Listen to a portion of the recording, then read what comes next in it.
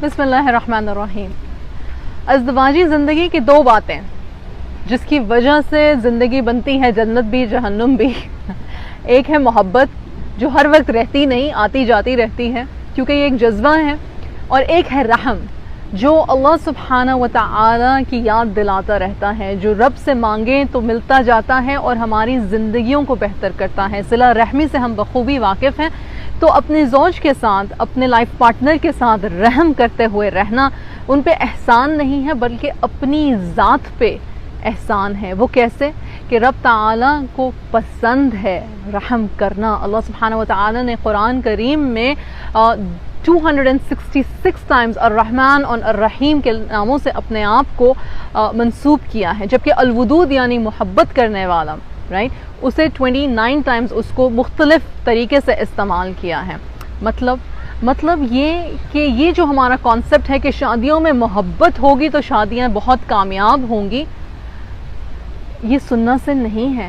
شادیوں میں رحم ہوگا، خدا خوفی ہوگی، اپنی ذات کو اپنی رب کے آگے رکھ کے بہتر بنانے کی کوشش ہوگی، اور اپنی رب کو راضی کرنے کی خاطر سب کو راضی کرنا ممکن تو نہیں پر کوشش جاری رہے گی، تو ہاں ہماری شادیوں میں برکتیں ضرور آئیں گی۔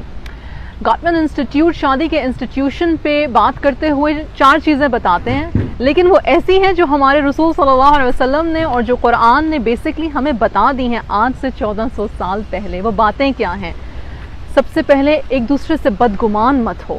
بدگمانی جیسے ہی جر پکڑنے لگے، آپ کے دلوں میں وسواس بٹھانے لگے، آپ کے دلوں میں شیطان، اسی وقت اپنے زوج کی، اپنے لائف پارٹنر کی کوئی اچھی بات یاد کر لو، اس سے حسن ظن رکھو، اس کی تعریف کرو۔ کیا خوبصورت بات ہے کہ رسول صلی اللہ علیہ وسلم ازواج المطہرات سے محبت سے، اٹینشن سے، افیکشن سے بات کرتے تھے، اور اسی طرح سے ازواج المطہرات جو تھیں، ہماری امہات المؤمنین جو تھیں، وہ رسول اللہ صلی اللہ علیہ وسلم سے نہایت ادب سے، احترام سے، اٹینشن سے بات کرتی تھیں۔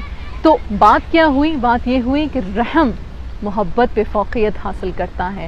دوسری چیز، ایک دوسرے کو تانے بازی مت کی جائے، یہ گاٹمن انسٹیٹیوٹ کہتا ہے، یعنی کہ طنز کرنا، کسی کی کمی کو، خامی کو بار بار اس کو دہرانا، اس کو یاد دلانا، اس کو قصوروار ٹھہراتے رہنا، اس سے انسان جو ہے وہ دل شکستہ ہو جاتا ہے، بدگمان ہو جاتا ہے۔ یہ بدگمانی کو فوقیت دینے والی کوئی بات ہو گئی، بلکہ اس طرح سے بات کی جائے کہ میں یہ سمجھتی تھی، یا میرے ذہن میں اس طرح کی بات تھی، یا میں نے اس طرح کا اندازہ لگایا۔ جب آپ میں کر کے بات شروع کرتے ہیں بجائے تمہاری غلطی سے بات شروع کرنے کے، تو انسان کو یوں محسوس نہیں ہوتا، سننے والے کو، کہ جیسے اس پہ کوئی پرسنل اٹیک ہو رہا ہے۔ تیسری چیز ہے ڈیفینسونیس، یعنی کہ کوئی غلطی ہوئی ہے یا نہیں ہوئی ہے، یا بچوں کی تربیت میں کوئی کمی بیشی ہو گئی ہے، یا کوئی ایسا مسئلہ ہوا جس میں کہ ہم یہ کہیں تمہیں یہ پتہ ہونا چاہیے تھا، تمہیں کیوں نہیں پتہ تھا۔ ایسے میں کہنا کہ میری غلطی نہیں، میرا قصور نہیں، پرابلم کو سالو نہیں کرے گا۔ آپ کے پارٹنر کو اس وقت ضرورت ہے کہ اسے سمجھا جائے، یا اس کو کم سے کم یہ تسکین دی جائے کہ میں تمہاری بات سن رہی ہوں، میں تمہاری بات سمجھ رہا ہوں، کچھ مجھ سے کوتاہی اگر ہوئی ہے تو معذرت، میں اس کا دھیان آئندہ رکھوں گی یا رکھوں گا۔ اور چوتھی چیز جو کہ حضور صلی اللہ علیہ وسلم نے کئی بار ہم سے کہی، غصہ مت کرو۔ غصے میں، جلد بازی میں کوئی فیصلہ مت لو۔ غصہ آیا ہے تو وضو کرو، غصہ آیا ہے تو نماز پڑھو، غصہ آیا ہے تو خاموشی اختیار کرو، ایک دوسرے کو موقع دو ٹھنڈا ہو کے بات سوچنے کا، اور پھر دوبارہ بات کرو۔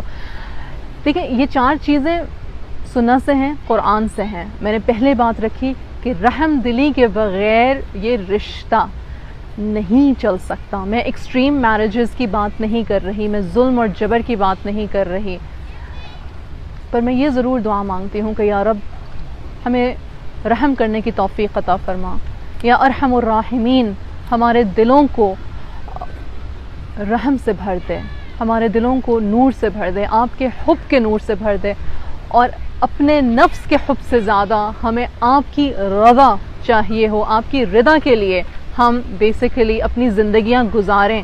تو ہاں، ایسے میں شادیاں ضرور کامیاب ہوں گی، گھروں میں برکتیں ہوں گی انشاءاللہ، اور بہت سارے ہمارے چھوٹے چھوٹے مسئلے جو ہماری انا کے ہیں، جو ہماری بدگمانیوں کے ہیں، وہ بھی شاید حل ہونا شروع ہو جائیں گے۔ انسان ہیں، خطا کے پتلے ہیں، انا سے اندھے ہو جاتے ہیں، پر جب یاد آ جائے کہ گھر ہمارا ابدی جو ہے وہ قبر ہے اور پھر لوٹ کے رب کے پاس جانا ہے. تو ایسے میں محبت سے زیادہ رحم ہماری ازدواجی زندگی کو خوبصورت بناتا ہے. پھر ملیں گے. السلام علیکم ورحمۃ اللہ وبرکاتہ.